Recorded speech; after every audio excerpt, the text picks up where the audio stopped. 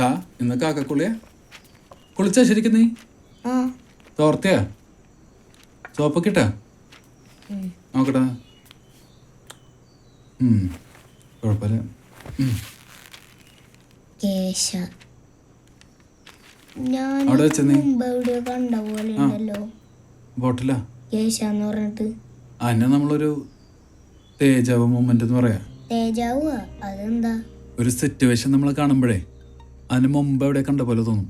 അതിനെ പറയാ തേജാവ് മൂമെന്റ് എന്ന്. തേജാവൂടെ സ്പെല്ലിംഗ് എന്താ?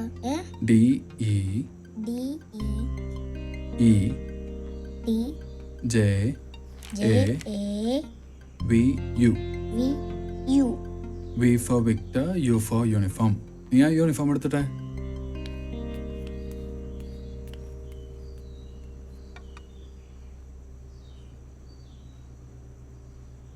ഇതിപ്പോ ഈ പേരുകളിൽ നിങ്ങളുടെ സജഷൻ എങ്ങനെയാണ്? ഈ 3 നെയിംസ് ആണ് നമ്മൾ ഫിൽട്ടർ ചെയ്തെടുത്തിരിക്കുന്നത്. സംസ്കൃതി കേശ വേദിക. കേശ സൗണ്ട്സ് ഇൻട്രസ്റ്റിംഗ്. കേശ എങ്ങനെയുണ്ട്? അത് പോരാ. അപ്പൊ കേശ ഓക്കെ. ടു ബി ഓണസ്റ്റ് ഞങ്ങളുടെയും പേഴ്സണൽ ചോയ്സ് ഇത് തന്നെയായിരുന്നു. അപ്പൊ ഇനി ബാക്കി സ്റ്റെപ്സ് ക്യാമ്പയിൻ മുന്നോട്ട് കൊണ്ടുപോകുന്നതിനെ പറ്റി എന്താ പ്ലാൻ? ഇപ്പോൾ സോഷ്യൽ മീഡിയ ആണ് തരംഗമായിട്ട് നിൽക്കുന്നത്. ഒരു ഹാഷ്ടാഗ് ക്യാമ്പയിൻ ആണ് മൈൻഡിലുള്ളത്. #V2 എന്നൊരു ക്യാമ്പയിൻ ആണ്. അതൊരു വൺ ലൈനർ ആണ്. 3 ദിവസം ഈ വൺ ലൈനർ പല സോഷ്യൽ മീഡിയ പ്ലാറ്റ്ഫോമിലൂടെ കടത്തിവിടും. സാറേ നമ്മുടെ ഹാഷ്ടാഗ് ക്യാമ്പയിൻ്റെ ടാഗ് ലൈൻ ഇതായിരിക്കും: ഇനിയൊരു മലയാളി പെൺകുട്ടിക്കും ഇത് സംഭവിക്കരുത്. ഇനിയൊരു മലയാളി പെൺകുട്ടിക്കും ഇത് സംഭവിക്കരുത്. എന്താ പറയുന്നു? വലിയ കുഴപ്പമില്ലാണ്ടില്ല.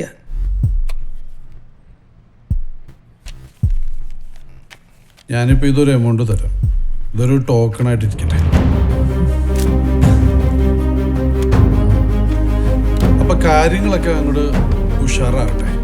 Thank you sir.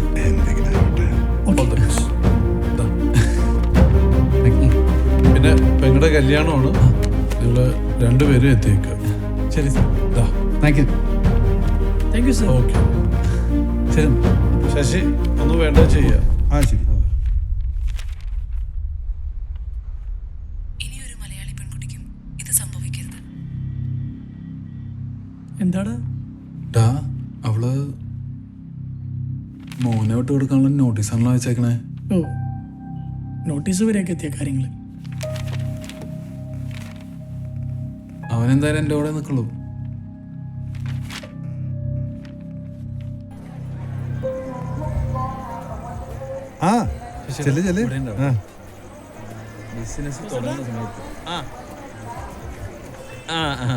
എവിടെ അവൻ എവിടെ? നമ്മുടെ ബ്രാൻഡിറ്റ് കമ്പനിയുടെ പാർട്ട്നേഴ്സാ. നമസ്കാരം സർ.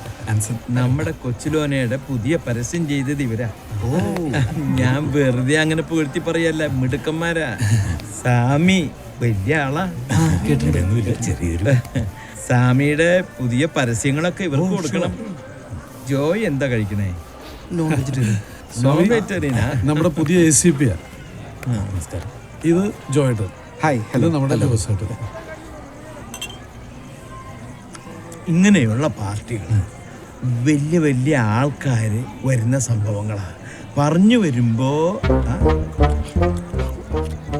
ഇവനാരെ വിളിച്ചേ?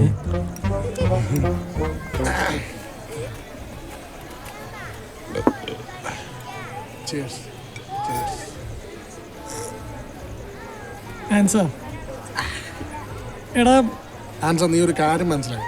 എൻ്റെ അനുഭവത്തിൽ നിന്ന് ഞാൻ പറയുന്നു, ഒരു പെണ്ണ് നമ്മളെ ഇട്ടിട്ട് പോകണമെന്നുണ്ടെങ്കിൽ അവിടെ ലൈഫിൽ വേറൊരുത്തരുണ്ടാവും. അവനെ അവർക്ക് ഇഷ്ടമായിരിക്കും. കൊച്ചിരിക്കും വേണം, ചുമ്മാ അലമ്പാക്കല്ലേ. ഞാൻ ഉള്ള കാര്യം പറഞ്ഞല്ലേ. എടാ നീ വിഷമിക്കണ്ട. എടാ വേറൊരു കാര്യം, നിന്റെ ബിസിനസ് പൊട്ടി, നിന്റെ 5-ന്റെ പൈസ ഇല്ല. അത് അവൾക്കൊരു ഷോക്കായി കാണും. അതുകൊണ്ടല്ലേ അവളിങ്ങനെ നോട്ടീസ് അയച്ചത്. ഇന്നലെ ഇല്ലേ സ്കൂളിലെ പ്രിൻസിപ്പാൾ അപ്പനെ വിളിച്ചിട്ടുണ്ടായിരുന്നു.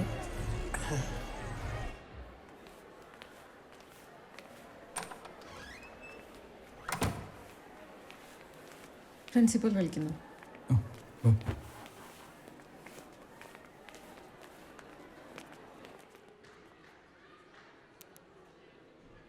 മിസ്റ്റർ ആൻസൺ, എന്തിനാണ് താങ്കളെ വിളിപ്പിച്ചതെന്ന് അറിയാവോ? Any idea? ഇല്ല സർ. താങ്കളുടെ മകൻ ക്ലാസ്സിൽ ചെയ്ത ഒരു വീരകൃത്യം ഡിസ്കസ് ചെയ്യാൻ വേണ്ടി വിളിച്ചാണ്. യു നോ വാട്ട്, ഇയാൾ ക്ലാസ്സിൽ ചീട്ട് കളിച്ചു. ഹിന്ദി ടീച്ചർ അത് കൈയോടെ പിടിച്ചു.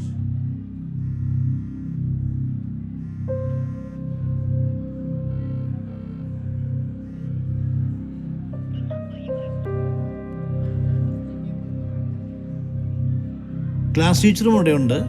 ഇവിടെ എല്ലാവർക്കും ഒരേ ഒപ്പീനിയനാണ്. Your boy is not at all having any discipline.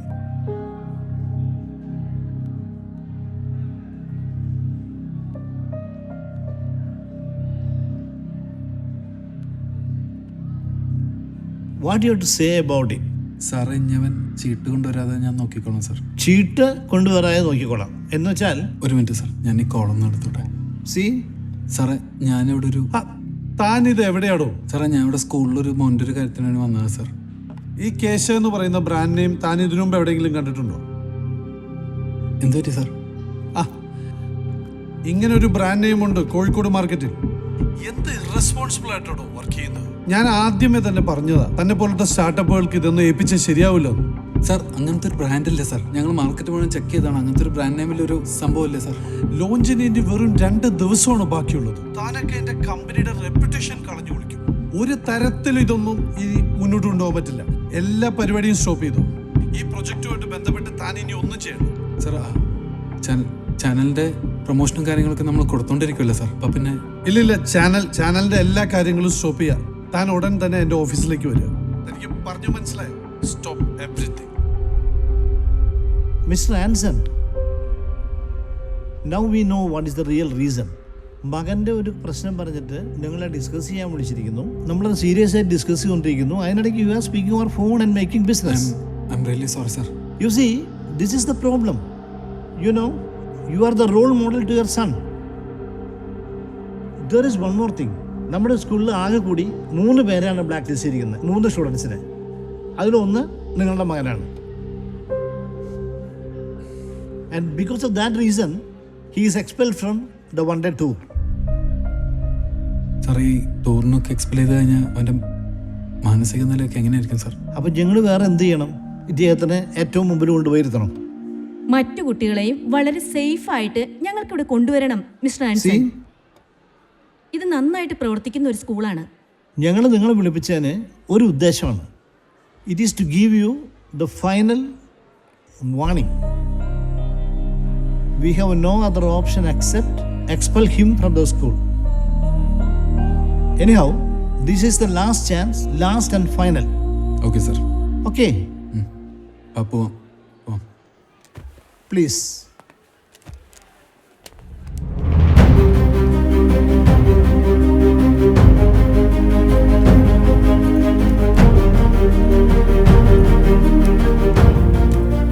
ആ എടാ, ഞാനിവിടെ ഉക്കടത്തുണ്ട്. ഇവിടെ നീ ഒരു കാര്യം ചെയ്തോ, അവിടെ നിന്ന് തിരിച്ചു വന്നു.